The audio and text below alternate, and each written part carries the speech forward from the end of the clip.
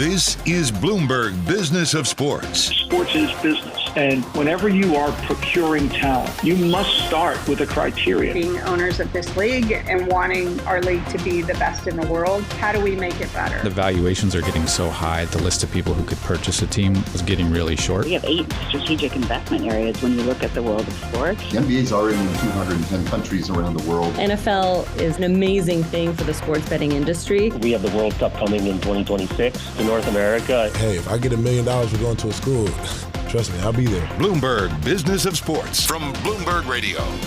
This is the Bloomberg Business of Sports show, where we explore the big money issues in the world of sports. I'm Michael Barr. I'm Scarlet Fu. And I'm Damian Sassower. Coming up on the show, we talk with Big Cat, Minnesota Timberwolves All-Star Karl-Anthony Towns, who stops by to talk with us about the team's success on the court this year and how Mark Lowry and Alex Rodriguez entering the ownership group has made a difference. When you win a big game and everyone's excited, and the first people you're seeing in the back is A-Rod and Mark. And you know, when we're playing on the road and we may be in Oklahoma and you're seeing A-Rod courtside cheering as hard as he can for us, we really appreciate that. Plus, we'll talk about the Dartmouth men's basketball team voting to unionize and the impact that may have on the NCAA's overall business model. All that and more is on the way. But first, we take a look at some of the biggest headlines in the business of sports with friend of the show, Bloomberg U.S. sports business reporter Randall Williams. First of all, Randall, welcome back, man, to the Bloomberg Thank you Business for of Sports. having me, as always. Let's start out, first of all, about LeBron James. He's going to spin out the shop to become a consumer brand. The shop, anybody not familiar with the show, it is set in a barber shop, and people have conversations, or what we call back in Detroit Tuesday. And it really is a good concept for a show. But now, I guess this is really, gone super duper taking off. For sure. They've been building towards this for a long time. The shop went on tour last year to HBCUs and select cities. So I'm not surprised by this. I think it's actually a smart move for them to get up under uninterrupted. And, the LeBron business is ever growing. And now this is his 5th business arm. Talk to us, Randall, about the LeBron business. I know it's got a number of different legs to the stool for our audience. I wonder if you could just bring us up to speed on what it is and what the size of it is, really. Sure. So the Spring Hill Company, which hit a $725 million valuation in 2021, is what I would call the holding company. Then you have LRMR Ventures. It's an investment firm founded by James, Randy Mims, Maverick Carter, who's its business partner, and then Rich Paul. You have Uninterrupted, which I think is what people are most familiar with. That's the athlete empowerment arm. The Robot Company, which is a brand culture consultant business. And now you have the shop, which they call a community connecting business. I'm just trying to understand, is that $725 million valuation all of those entities, or is that just the sort of... It's all of the entities. It's everything within that. The shop was under uninterrupted. I think that it just did well enough, and it grew so much over the years. I mean, they've had just about everybody you can think of, from Obama to Jay-Z and Drake at one point in time. And they even shot an episode with Kanye that was eventually canceled. So it's become a cultural tentpole. So I think that it growing as a business is only natural. Now, we should also add that the shop is now going overseas to the UK, and it's going to be hosted by none other than Idris Elba. Yeah, I think that international is a big opportunity for the shop, just because when you're on YouTube, anybody can watch it. And if you take it to the UK, then I think that makes it a little bit more accessible. And who knows the type of people that Idris will book and Uninterrupted and the shop will have on there. And so I don't think they have a date just yet, but I'm looking forward to seeing a spinoff. And, if this is successal, then maybe they head to another country sometime soon. I'm totally on board with an Idris Elba version of the shop the next season. For what reason? Many, many reasons. Before we get into that, though, I'm curious in terms of the 5 business arms that LeBron James does have. How do they work together? Is there synergies between them, or did they just kind of develop organically? I think they developed organically. I know that LRMR Ventures is separate. That's the 4, I would say the 4 horsemen is the best way that I could put it. Mm-hmm. That's LeBron's investment firm, and then you have Uninterrupted, the robot company, the shop, they all work together, but they have separate teams now. So every now and then, I think there's probably some cross-platform collaboration, but I don't think that in any case, like it's like, oh, this is the shop, and then everybody just comes in. So the reason I ask is if LeBron decides to cash in at any point or take in new investment dollars, then they would be all separate entities. It wouldn't be like someone comes into Uninterrupted and they get a stake in the Spring Hill company or the shop or the robot company. Potentially. I'd probably have to ask them that. I think my thought is that if they were to raise another round of money, that it would just be put towards Spring Hill, and then Spring Hill would distribute amongst the arms, which would be Uninterrupted, the robot company, and the shop. So LRMR Ventures does its own thing, but everybody else, I think that money would be distributed based on what Maverick Carter and the rest of the team over there decide. Randall, is LeBron James going to play for the Los Angeles Lakers next year? I mean, seriously, all this talk about LeBron moving to the Knicks or the Warriors, what are your thoughts? He'll be there. There's a lot that's going to be happening with him over the next couple of seasons. If you think about the LeBron business from a macro perspective, he wants to own the team in Vegas. He hasn't been shy about saying that. But there's a lot of complications that happen between now and then. The NBA has to get its media deal done. They're going to evaluate cities. And then he also has a betting partnership that he would essentially have to get rid of because you can't be a betting partner. And then there's the Bronny and Bryce aspect. If he wants to play with the Suns, that's maybe 3 more years of play. Does it happen in LA? I think that he'll stay in LA for the time being as long as his kids are going to USC because that makes it easiest for him to go and see them. But afterwards, it's going to get crazy. But if you thought this was all about LeBron James spinning out the shop, wait, there's more. Because next month, his company will launch a men's grooming line with global beauty brand Parlux, which my wife says I could use that. You and me both. You and me both. Yeah, they're launching that. I got to look at it last month at the Super Bowl. It looks gorgeous. I didn't try out any of the products, but we'll see how it ends up. I think that Walmart is their exclusive partner, so when people see that LeBron is wearing this, I have no doubt that he and everybody else will be promoting it, and maybe there will be other players and influencers who can help with this business, but we've seen many celebrity businesses take off in different industries. This could be another one. And I should add, too, that Paul Rivera, he's going to serve as the company's general manager. Yep, PR. Yep, so I need to include that in there. But I want to add something else, and it's about the NFL's Chiefs. You win a Super Bowl, and then you win another Super Bowl, and then it's like, Wait, you missed one more. You win another Super Bowl. And then you win another Super Bowl. Thanks a lot. And so then you say, old Arrowhead needs to get a $800 million facelift. I like the way it is now. They got that they got that big oval, that's the screen there and everything. I love all that stuff. It's one of the oldest stadiums in the NFL, and that is exactly why they are looking to upgrade it. Those upgrades are estimated to have cost $800 million. The Hunt family has said they're going to put $300 million towards that, and then they want taxpayers to contribute the rest of the $500 million. Wasn't there a ratings that someone published not so long ago? The NFLPA published, not just any someone. Okay. Yes, the NFLPA. It surveyed players and polled them and asked them, what they thought of the facilities. And the Kansas City Chiefs did not come out very well. They were ranked 31st. I guess, there's a joke to be made about the cost of winning. But overall, one of the things that I think there is a misconception about with the business of these sports teams is that there are high-class organizations and there are some lower-class organizations. There are some teams that value facilities, and there are some teams that are like, we've been here a long time, these are the things. And then there's some owners who just don't have the money to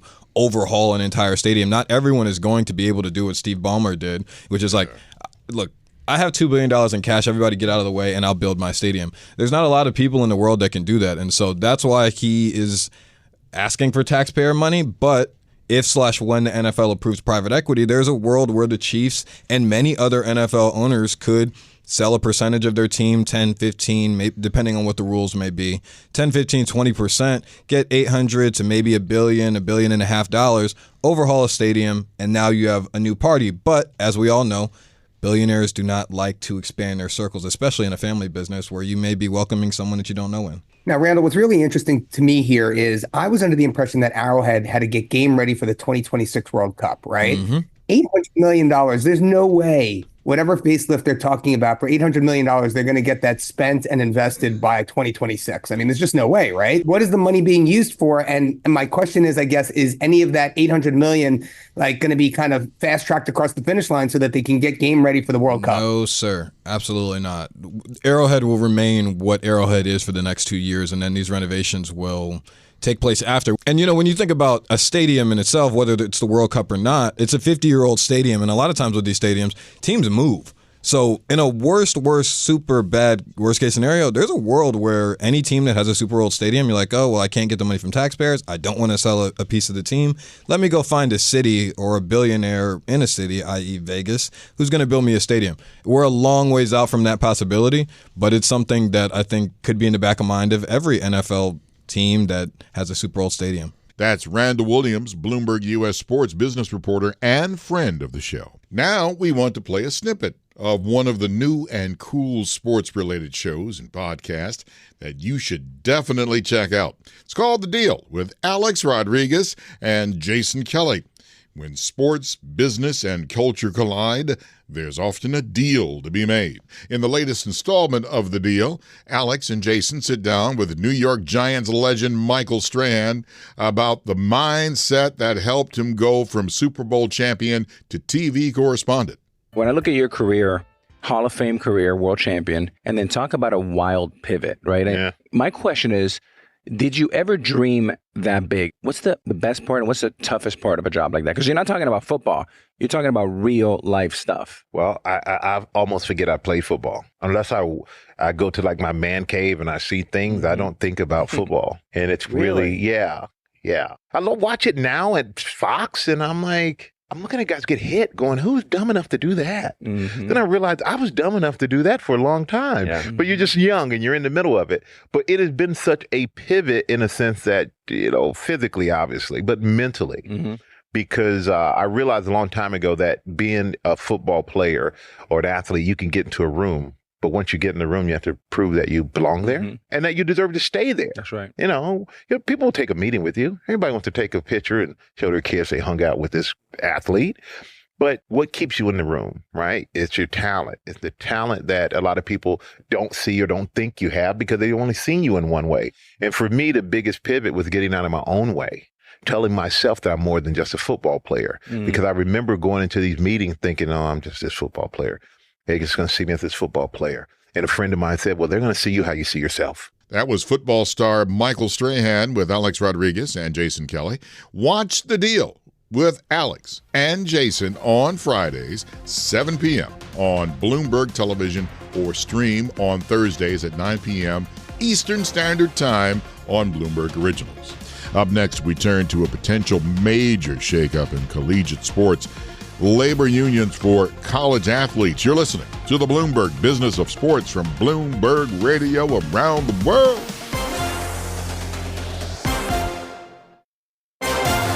This is Bloomberg Business of Sports from Bloomberg Radio. This is the Bloomberg Business of Sports show where we explore the big money issues in the world of sports. I'm Michael Barr, along with Scarlet and Damian Sassower. Plus, joining us for this conversation, our pal Vanessa Perdomo from Bloomberg Originals. Dartmouth men's basketball team voted to unionize this past Tuesday in an unprecedented step toward forming the first labor union for college athletes and another blow to the NCAA's deteriorating amateur business model. To take us through that and some of the latest legal headlines in sports, we welcome Marty Edel. He is co-chair at Goulston and Storrs Sports Law Practice and adjunct professor at Columbia University. Marty, as always, welcome to the Bloomberg Business of Sports. Michael, nice to be on. Scarlet, Damian, Vanessa, nice to chat with you, all of you. I'm going to start with it, and it's happened this week. It's the men's basketball team at Dartmouth University. They decided that they wanted to unionize. Dartmouth is not happy about it. Can you tell us more about that? I can tell you a little bit. So the players, not surprisingly, voted 13-2 to unionize. I'm still trying to figure out why two people voted against it. And Dartmouth is not happy because now they're going to have to bargain if this all gets adopted, and that's a whole process. But if it gets adopted, they'll have to bargain with a union over the terms and conditions of using these basketball players to play at Dartmouth. That could include hours spent, that could include compensation. And for a program that's losing, I think I last saw like $3.5 million over the last 5 years, I don't think Dartmouth is happy about wanting to incur the extra costs. Now, Dartmouth did something, and they gave a warning to the players like, hey, you can be expelled, and also you can be barred from the NCAA. I'm not sure where to fall on that, Marty. Well, it seems to me that it's a retaliatory comment which is prohibited. It would become an unfair labor practice under the National Labor Relations Act if ultimately this union comes into being. So it doesn't seem like the smartest move by Dartmouth to threaten people for exercising their right to want to unionize. But there are good defenses that Dartmouth ought to have. Threatening them with expulsion or not playing in the NCAA is not one of those good defenses that Dartmouth may have, but may lead to more litigation and more trouble. More litigation, more trouble. The NCAA has also come out with a response saying that the NCAA is making changes to deliver more benefits to student athletes, including guaranteed health care and guaranteed scholarships. But the NCAA and student athlete leadership from all three divisions agree college athletes should not be forced into an employment model. Beyond this boilerplate legalese response, what is the NCAA likely to be doing behind the scenes here following this vote at Dartmouth and in anticipation that players at other schools might be thinking along the same lines? We have a really interesting phenomenon going on now in college sports, which is whether or not the old NCAA model can still work or how it has to be, whether it can be tweaked to work or whether it should just be abandoned. Employment is one of those. Antitrust is another part of the pressures on the NCAA now. And, we can get into the antitrust issues about pay to play and name, image, and likeness if you want later. But with respect to employment, this is a real can of worms. What's happened here is you have the National Labor Relations Board through a hearing examiner in the Dartmouth case saying the players can unionize. We have found an effective bargaining unit in the basketball players, and it's only basketball players at Dartmouth. So segue over, how does this affect football players at Dartmouth? How does it affect crew racers at Dartmouth, lacrosse players, women's sports, and the like? And what the hearing examiner has done here is, in my view, somewhat short-sighted by not looking at the whole picture. If you declare all these student athletes to be employees, you will ratchet up the cost of funding intercollegiate sports, particularly in this case at Dartmouth. Where is the school going to get the additional funds to pay its athletes a minimum wage, to pay them more than a minimum wage if the union is able to bargain for it? One of the ways the budgets can be justified is maybe by downgrading a number of sports to club level. And who will this harm? This will harm women who have fought under Title IX for equal recognition. Mm-hmm. This will harm economically disadvantaged students who now may find that, a scholarship opportunity may no longer be present because the sport in which that student athlete wanted to compete is now a club level. Marty, I have to ask you this, and this is what I keep grappling with. From the perspective of the Dartmouth basketball player, why unionize? Like, what's the benefit of unionizing? And I want to read something from Kate Haskins, who's on the Dartmouth basketball team. He also works in the dining hall. And back in April 2022, students who worked in the dining hall actually organized with local Services Employment International Union 560, which is the same local union, that the Dartmouth basketball team is unionizing in. And he said staff got increased wages, paid time off, and sick leave after the new contract was signed. So now I ask you, from the perspective of your basketball player, what do they hope to get out of this? I mean, are we talking about minimum wages? Are we talking about benefits? I mean, talk to us about what's to be gained from that perspective. Great question. I think the answer is they're looking for certain guaranteed benefits. Or if I were a student, I would, and being advised by somebody probably older than 18 or 19 years old, I would be looking for certain guaranteed benefits, health care, and the like, which I think Scarlet, you mentioned earlier, is something the NCAA is now trying to suggest should be made available to everyone, the issue of student athletes being employees. Another is, do you get something more than a minimum wage for competing as an athlete? This is problematic from a number of perspectives, one of which is antitrust. What I mean by that is if you're paying student athletes to compete because you're calling them employees, and as employees they have certain obligations, are you suddenly saying to them, you're a professional now? And this whole idea of college sports as a demand item for consumers should go by the wayside, because now you're competing against professional sports for consumer attention. That's problematic. Benefits is one, direct compensation is two, three is maybe they want some guarantees about no cuts from what's there. Just to follow up on that, like as a student, you're already, I would have to believe as an athlete, a student athlete, you're already getting, a little bit of an adapted schedule because of the demands that playing the sport probably put on you. You're probably getting some sort of, housing or, food budget. I mean, again, I don't know, and I'm sure it varies from place to place. I'd love to step in here, yeah, Damian, please. because I do.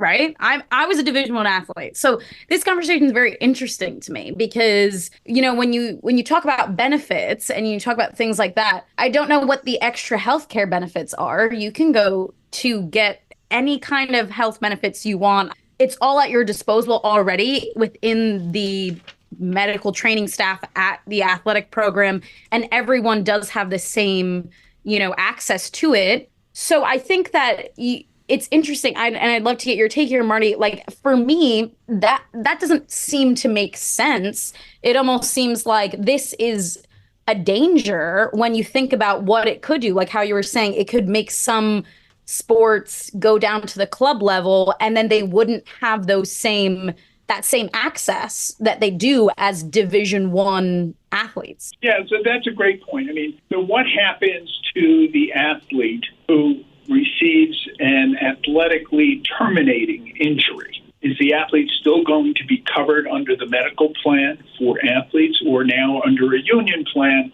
will that athlete be covered for life? Those are some of the issues that need to be looked into. Could colleges and universities make them one and the same? Of course they can. And that's something that needs to be looked into, in my view. I always like posing to my law school class, so what happens now if the athletes become unionized and say that they don't want to play on Tuesdays and Thursdays of a particular week?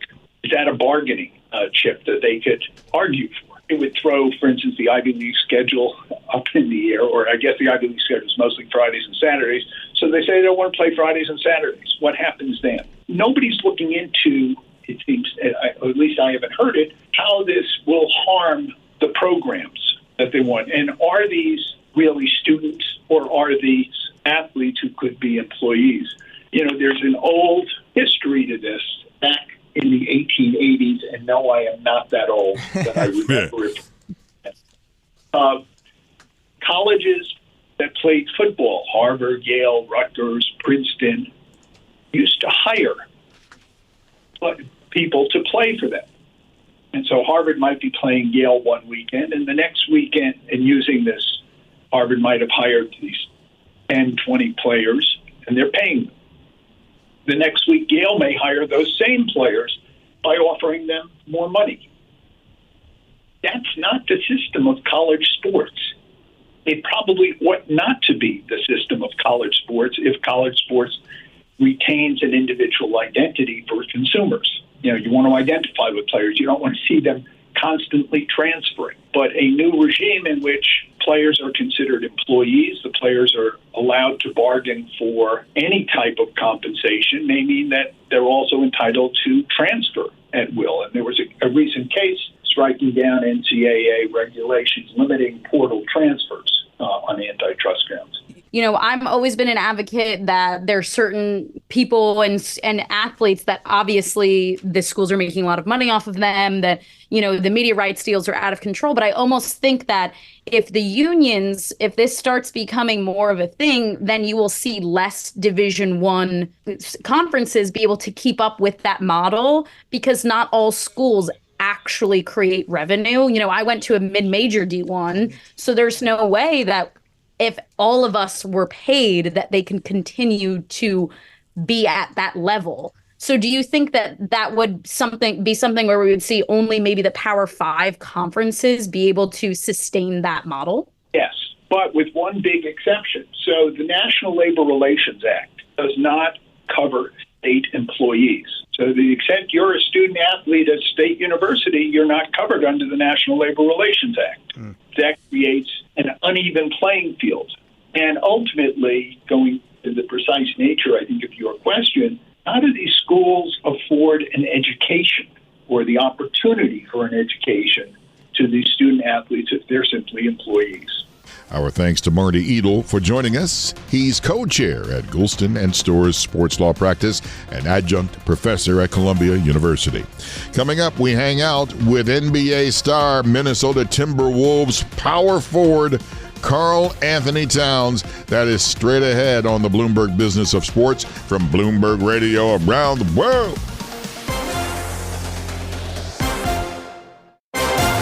This is Bloomberg Business of Sports from Bloomberg Radio. This is the Bloomberg Business of Sports show where we explore the big money issues in the world of sports. I'm Michael Barr, along with Scarlet and Damian Sassower.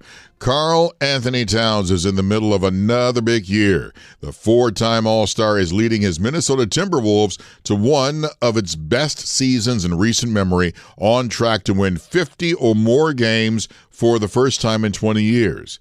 Unfortunately for Big Cat, news broke on Thursday that he tore his meniscus in his left knee and will be out indefinitely.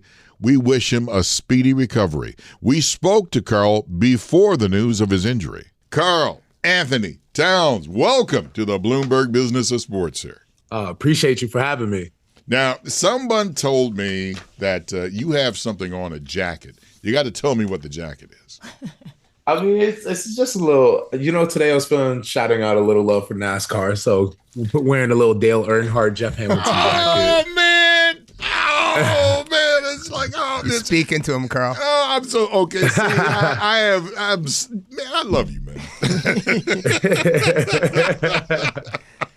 Karl, man. I can't believe Michael just introduced you as a center. I mean, the size of that front court. Are you really the center of the Minnesota Timberwolves? I mean, come on, you're like you guys are huge. Center. And this defense we is definitely got There's no the power size. forward. Yeah, it's unreal.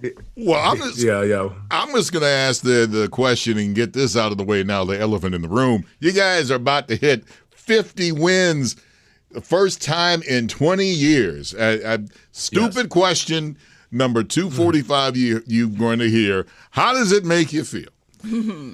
Well, it makes me feel good. I've been here, 9 years and seeing how it could go, when you're not having 50 wins and you're struggling to get 30 or even mid-20s. And now to be at this position now is it's a blessing to be able to see, the other side, when you're winning and everything's going really well. It feels good, I'm sure. And the team is on the stretch run to the playoffs, of course. There's also a lot of developments when it comes to the franchise and the ownership, right? Because Mark Lowry and Alex Rodriguez are going to become bigger members of the ownership group, taking on more of a stake. I'm curious to hear from your perspective how that has brought more attention and interest to the franchise, not just from the public, but from the league and from the public overall. I think obviously when you bring in someone who's as big of a celebrity as Alex Rodriguez into the fold, obviously everyone's attention goes up. So him and Mark have been amazing in the transition to being our owners, and they've been very active in being present. I think that professional athletes everywhere who are listening to this or who may listen to this know what I mean when I say that we really appreciate when our owners are actually there, with us through the journey, through the trials and tribulations, through the ebbs and flows of the season. A-Rod and Mark have been right there with us every step of the way. So everyone in our locker room has tremendous respect for them and are very excited for the next chapter. Can you give me a specific example of how they're present and how that really shows up?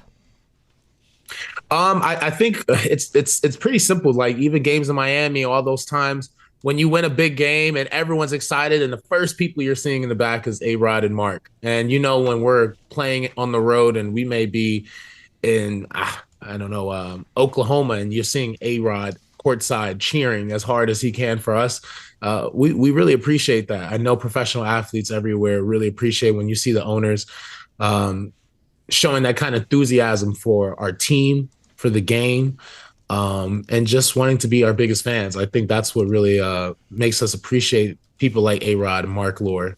It's so funny you say that because I went to a Golden State Warriors game recently and I saw Joe Lacob sitting there at courtside and he had his arms folded, and no matter what was happening in the game, Damian, he had the same expression and he had the same body language. It never changed. Well, Carl, Scarlet gets to go to these places. She gets to go to Warriors games. She gets owners box seats. I mean, I'm like, you see what she's saying? Far from it. What I need you to tell me, Carl, is you've been in Minneapolis since 2015, right? And I mean, I got to take you back. I got to take you back to November 30th, 2016, and I'll tell you why that date's important to me, because I was at MSG, 47 points, 18 rebounds.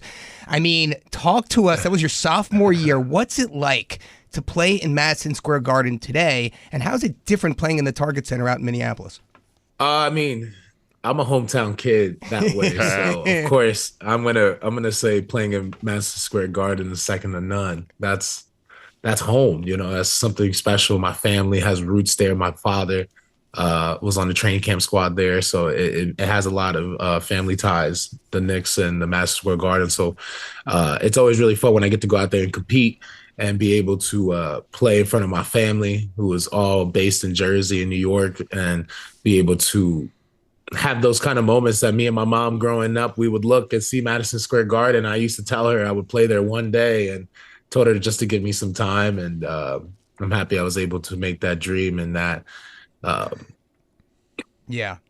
motivation come true for her while she was here. So Madison Square Garden is a special place to play basketball. There's the reason it's called the Mecca. But Target Center is super special. Since I came here in 2015, the Target Center has been the place to be for me. The fans have been great. The atmosphere has only grown as we've shown ourselves to be true contenders. And now we're at a point where, the place is jumping every night, sold out crowd every single night here in Target Center. Unreal, the fans go crazy. The community is really bought into us as a basketball team. So it's a special, special time to be a Timberwolves fan. I'm really happy to be in this position with the team and organization. By the way, since we mentioned Alex Rodriguez, my bosses would beat me with a wet noodle if I don't mention that A-Rod. Wow. Yeah, I know, man. We got to call HR. That's some ramen abuse right there, man. A-Rod and Jason Kelly, they have a brand new podcast, The Deal. So, guys, check it out if you can. It is really great. And since you have that NASCAR jacket on, I am so proud of you. Which brings me, I remember back in the day when, people were talking about the athletes wearing corporate logos. And I remember laughing. Yeah. It's like, what is this, NASCAR? Well, here we are now, and it's out there. What formula do you think you have for choosing corporate sponsors and products to promote? It always goes what aligns with my morals and values. I think one of the biggest things for me is I always try to partner up with people who also want to see the world get better as well. So it's always a charitable component in all the deals I do and the partnerships I have. But I'm really just always looking for partners that align with who I am, what I want to accomplish as a human being, and more importantly, how many kids can we help with this partnership? So I've been very fortunate to be partnering with amazing people like Gatorade, Starry, NBA Infinite. I mean, there's a lot of things that I see that are in my portfolio right now that it's all has a great foundational piece to it. The reasoning behind doing the deal, the reasoning behind the partnership. I think that when you have a solid foundational piece to those kind of deals, it makes the partnership just so much better. And Scarlet, in case some people, old guys like me, when you mentioned NBA Infinite, and I was talking to my youngest, who was like 19, I said, "Hey, John, what is NBA Infinite?" He's like, "Oh, my gosh, Dad, are you that much of a geezer?" It's a free play-to-play NBA mobile basketball game. And, of course, he just beat the stew out of me when I tried it the first time. As long as the younger generation knows what it is on first reference, we're good. We don't need to know what it is, but they need to know what it is. My nephew loves it. My nephew loves the game. He plays it all the time. He's getting big into basketball. My nephew has just gotten to the age where it's funny. He's starting to realize the people he's around, and he's starting to realize a little more who his uncle is. And it's a scary feeling, but it's a scary sight. But now he's really into basketball. And I remember when the partnership came across my way, I just thought about him. And I remember letting him play the game a little bit, and he loved it. And I loved playing with him. So it was a partnership made. Yeah, so it made all the sense in the world. I'd like you to explain also your involvement in media, because you served as an executive producer for this short film called Forgiving Johnny that premiered in July 2023. You also are a voice actor. So Michael Barr, you have some competition here from Carl. I think the center from the Timberwolves can beat the living snot out of me. Can you tell us a little bit about your involvement in media and as a voice talent? Yeah, I mean, since I was younger, I just had a love for the arts, and ever since, I mean, first grade, kindergarten, he was already doing. My mom loved to. She always told me just have fun with life, so just always, since kindergarten, enjoying doing plays and all those things in my school plays and stuff like that, choir. So I just had a great time with just enjoying life and trying to enjoy being young. And I appreciate my mom for giving me that lesson so young and raising me to being willing to accept that lesson as well. And in the media, I have a lot of fun from, with Players Tribune, writing letters and articles, and to doing voice acting with Velma on HBO Max and other amazing things, to acting a lot, real live acting, like in What Men Want with Tracy Morgan and everybody on that cast, and coming back now. I mean, what aren't you doing? My girlfriend Carl loves that movie. Carl, I got to tell you, you must be keeping Jess Holtz and the team at CAA really, really busy with all these different, things you've got your hands into, right? I mean, but, what I want to do is I want to go back to St. Joe's High School, right? And I want to go back to a school that, notable alumni, John Bon Jovi, Scarlet, you'll like to know, Jay Williams, who was just on the show a few weeks back. But, for me, with NIL coming to, not just professional, but collegiate and now high school sports, what does that mean for a school like St. Joe's? I mean, St. Joe's. I think it's okay. I think what's good about St. Joe's and my area where I grew up in is high school sports is such an integral piece of the community that I don't think it'll ever be diminished by NIL or anything like that. It's just it's so ingrained into who we are in that community. And I had that same thought as well, like you just said. And when I went back home to put to rest my brother, who was one of the greatest St. Joe's Falcons of all time, and Danny Bricks, just to see the community going crazy about high school sports, just as if when I was in school, it shows, that high school sports in my area is not going to die down anytime soon. Karl-Anthony Towns, center for the Minnesota Timberwolves, four-time All-Star. I'm sounding like Albert Cassell, but man, this is great. Unbelievable. 2016 NBA Rookie of the Year, right there. Karl-Anthony Towns, thank you, sir, for joining us on the Bloomberg Business of Sports. We really do appreciate it. Oh, no, appreciate you. No better place to be than Bloomberg Sports. Our special thanks to NBA star Karl-Anthony Towns for taking the time and joining us on the show. He'll up soon, my man. This has been the Bloomberg Business of Sports show. We are here each and every week at the same time. A special thanks to Bloomberg's Randall Williams and Vanessa Perdomo for joining us this week, as well as to our legal expert, Marty Edel of Goulston and Storrs Sports Law Practice. And, of course, to Minnesota Timberwolves and NBA All-Star Karl-Anthony Towns. We wish you a speedy recovery, and thank you for tuning in. I'm Michael Barr for my colleagues Scarlet and Damian Sassower. Have a good and safe weekend. Tune in again next week for the latest on the stories moving big old money in the world of sports. You're listening to Bloomberg Business of Sports from Bloomberg Radio around the world.